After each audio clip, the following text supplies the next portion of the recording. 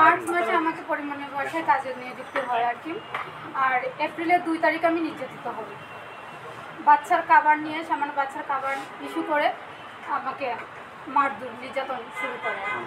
সামান্য বাচ্চার খাবারটা সলিড খাবারের কথা বলা হয়েছিল যে 2 ঘন্টা পর পর সলিড খাবার দেওয়ার জন্য, কিন্তু বাচ্চার খাবার 2 ঘন্টা হয় নাই, সলিড খাবারও পরে 2 ঘন্টা হয় নাই দেখে আমি একটু দুধ দিতে চাচ্ছি। এই অবস্থায় পরিমণি মেকআপ রুম থেকে আইসা নেশাগ্রস্ত অবস্থায় ছিল আর কি। উনি আইসা আমাকে বলতেছে যে কী দেও বাচ্চাকে। তখন আমি বললাম যে বাচ্চাকে তো খাবার খাওয়ানো হয়েছে, 2 ঘন্টা হয় নাই, তো একটু দুধ দিচ্ছি। আগে যে মেয়েটা রাখতো ওই বাচ্চাটাকে দিনে 1 থেকে 2 বার দুধ দিত, তার জন্য আমি দুধ দিচ্ছি।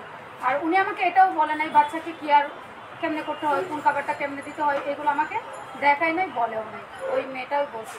আর ওই বাচ্চার খোঁজখবরও উনি নেয় নাই। সপ্তাহে একদিন হয়তো দেখা করলে করতেও পারে, বাচ্চার সাথে কথা বললে বলতেও পারে, নাও বলে।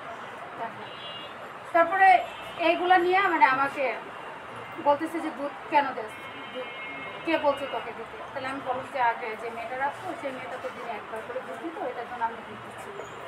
এটা বলার পরে অশৃঙ্খল ভাষায় গালিগালাজ করে আমার মাথায় থাপড়াচ্ছে। তো আমি প্রথমে ভাবছি 1 থেকে 2টা কাপড় দিব হয়তো। আমি ওনার দিকে হাঁ করে তাকাই আছি। তাকানোর পরে আমি যতই তাকাই আছি না কেন উনি তাপড়ে দিচ্ছে। আমি নিচে পড়ছি, 2 বার উঠছি। ওঠার পরে একবার মানে এদিক দিয়ে আমি তাকাইছি, তখন আমার বাম চোখে তাপড় দিচ্ছে। আমার বাম চোখ পুরাটাই ফুলে গেছে। তখন আবার যে এভাবে যখন অনেকক্ষণ থাকবে তখন আমি সেন্সলেস হয়ে যাই। সেন্সলেস হয়ে যাওয়ার পরে ওই ওরা মাথায় পানি দেয়, অনেক কিছুই করে, যে নাপা ট্যাবলেট এগুলো করে। তারপরে পরি আসে, তখন আমি পরীকে বলি যে আমাকে বের হতে দেওয়ার জন্য। আমি পায়ে ধরে ওনার যে আপু আপনার পায়ে পড়ে আমাকে বের হতে দেন, না তো হসপিটালে নিয়ে যান। তখন আমাকে হসপিটালেও নিয়ে যাবে না, বেরোতেও দিবে না, আমাকে ওইখানে রেখে মারবে। উনি আমাকে বলছে যে তোকে মারলে আমার কিছুই হবে না, মানে আমার 2 কোটি টাকা যাবে শুধু, আর কিছুই হবে না।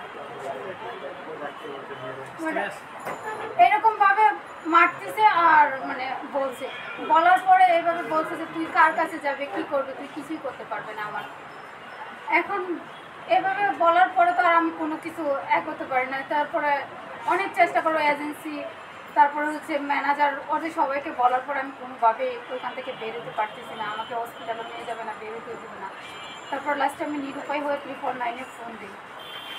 এর আগে অনেক কিছু হয়েছে, কিন্তু আমি সব কিছু আর বলতে পারতেছি না আর কি, যে বিষয়টা লং হয়ে যাবে। এটার জন্য আমি একটা সুষ্ঠু তদন্তের মাধ্যমে চাই। এক হচ্ছে যে আমার যে দাবিগুলো থাকবে এর মধ্যে হচ্ছে যে প্রথম হচ্ছে যে উনি প্রশাসনরা সিসি ফুটেজ চেক করবে। 2 তারিখের 1টা থেকে সিসি ফুটেজ 6টা পর্যন্ত চেক করবে, যে দেখবে যে এখানে আমাকে কিভাবে নিরমভাবে নির্যাতন করা হয়েছে, যে কিভাবে আমাকে নির্যাতন করছে। আর আমি একটা অসহায় হয়ে কিভাবে ওনার পায়ে পড়ছিলাম, আর কিভাবে যে আমি ওনার কাছে, ওনার কাজের মেয়েদের কাছে আমি পায়ে পড়ে বলছিলাম যে আমাকে বেরোতে দেন, বেরোতে দেন, এগুলো। আর দ্বিতীয় দাবি হচ্ছে যে এভাবে যাতে আমার মতো কোনো গৃহকর্মী যাতে নিরমভাবে নির্যাতিত না হয়।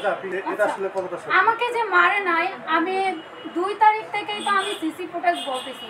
সে যদি আমাকে নাই মারে তাহলে 2 তারিখের সিসি ফুটেজটা উনি কেন দিচ্ছে না? আর প্রশাসনরাও কেন নিতে পারতেছে না? না, উনি যেটা দেখাচ্ছেন যে আসলে তার প্রশাসন তার পক্ষে না, এই জন্য তিনি আপনার নামে হচ্ছে যে সাইবার ক্রাইমের হচ্ছে মামলা দিয়েছে। প্রশাসন, আমি তো চাচ্ছি যে 2 তারিখে সিসি ফুটেজ দেখাক, 1টা থেকে শুরু করুক 6টা পর্যন্ত দেখাক, যে আমাকে নির্যাতন করার পরে আমি কি অবস্থায় ছিলাম, আমাকে কেমনে নির্যাতন করছে, এখান থেকেই তো বের হচ্ছে। প্রশাসন সিসি ফুটেজ দেখে সুষ্ঠু তদন্তের মাধ্যমে আমাকে একটা সঠিক বিচার দেয়। আইনের প্রতি শ্রদ্ধা, যে আমাকে একটা সুষ্ঠু অসহায় ভিত্তিতে, মানে আইনের প্রতি যে গভীর শ্রদ্ধা, যে আমি হ্যাঁ, উনি আমাকে মারছে আর বলছে যে তোকে মারলে কি হবে, তোকে মেরে শেষ করে দিব, 2 কোটি টাকা হলেই শেষ, মানে। আর ওইটাই হচ্ছে যে প্রশাসন, ওনার প্রশাসন কিছুই করতে পারবে না। তারপরে হচ্ছে যে ওনার অনেক বড় বড় লোক আছে, এগুলো টাকার লোভ দেখানো হয়েছে বা মিলমিশের জন্য আপনাকে ফোন কল দেওয়া হয়েছে না, আমাকে কোনো ফোন দেয়নি।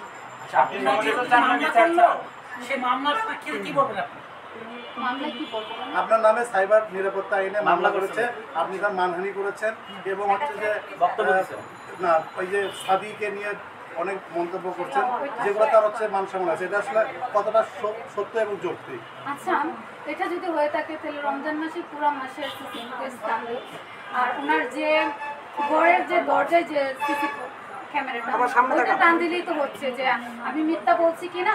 যদি আমি মিথ্যা বলে থাকি তাহলে প্রশাসন আমাকে একটা সুষ্ঠু বিচারের আওতায় নিবে, যাতে আমি একটা বিচার করে যাই। উনি বলছে যে ওনার বাসায় সিসি ক্যামেরা নাই, আপনি বলছেন যে আপনি কাজ করলে সিসিটিভির মাধ্যমে আগের দিন পরের দিন কাপড় ধোয়া পর্যন্ত দেখা করবে, এটা আসলে কাটটা বিশেষ শুনেন, উনি যদি এখন বলে থাকে যে সিসি ক্যামেরা নাই, ওইটা যদি উনি বলে থাকে, তো পুলিশ এসআই আরিফুল ইসলাম যখন আমাকে উদ্ধার করতে গেছে তখন আমি ওনাকে বলছিলাম যে সিসি ফুটেজ আছে, উনি বলছে যে ঠিক আছে।